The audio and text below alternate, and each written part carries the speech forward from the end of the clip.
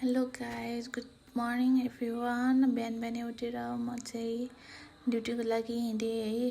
थोरै भिडियो बनाउँदैछु आज चाहिँ।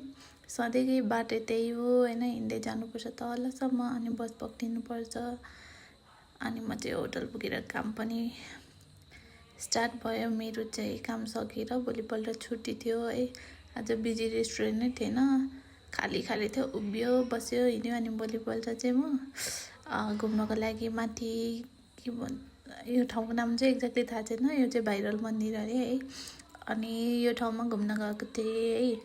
अनि एकदम राम्रो लाग्यो मलाई त, थाइल्यान्ड पुगे जस्तो फिल भयो।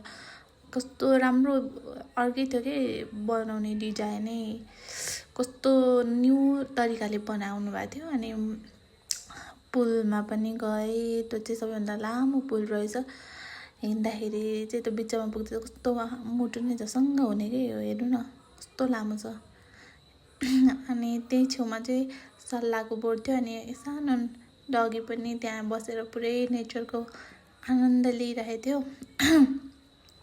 अनि त्यो पुलको यता छेउछाउमा चाहिँ टुरिस्टहरू धेरै आउनु हुँदो रहेछ र अनि चटपटे पसलहरू राखेको पनि रहेछ। अनि पछाडि चाहिँ हामी हिँड्दै तलसम्म जानुपर्ने थियो, बाटोमा खाने पानीको यस्तो रहेछ। अनि म पनि हिँड्दै फाइनली रुम पुगेँ। Thank you.